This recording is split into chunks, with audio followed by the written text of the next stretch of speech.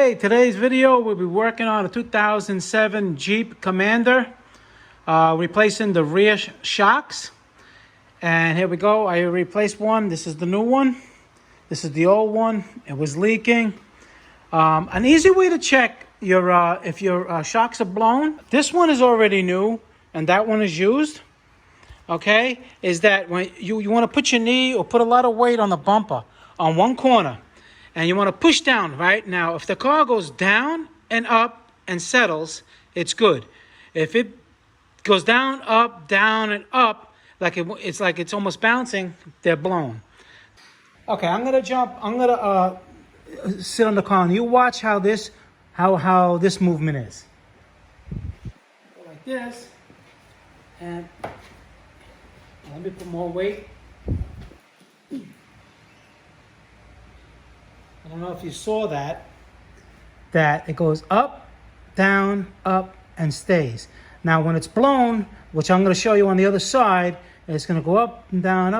It's like there's no compression in the shock. There's no, shock absorbing, meaning that they're blown. Okay, now, this side is blown. Now watch.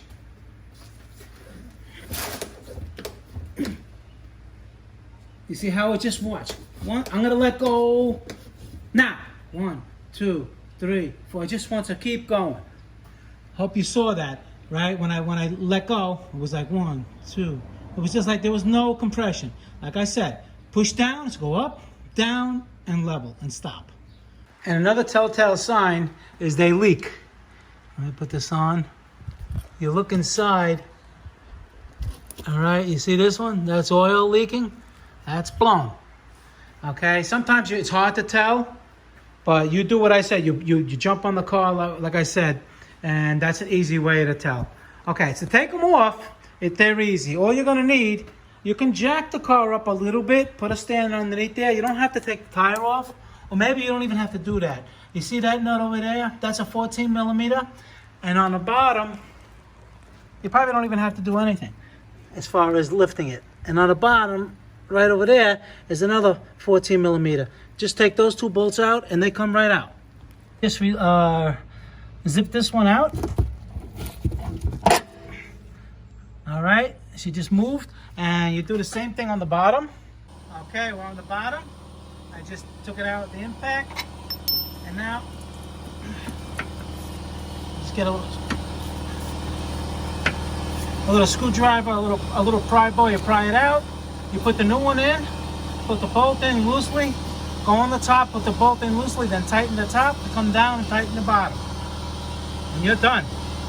Now, when you put the top on first, right, you lightly thread it in. Now, if this is extended, what you do, you just put pressure on it. It goes up by itself with a little pressure. You slide it in, and then you can use a little crowbar like this to push it and then line it up until you can thread it in by hand a little bit. You have to get the threads by hand. Don't use an impact. You may strip it. Once they're in there a little bit by hand, then you can torque them down, top and bottom.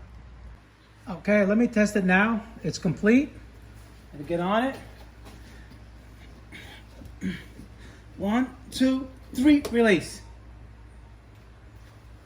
I don't know if you saw it, but once I released, it went up and down and went like this. Now, I'm going to be doing the front too. You want to watch that video. The fronts are super blown.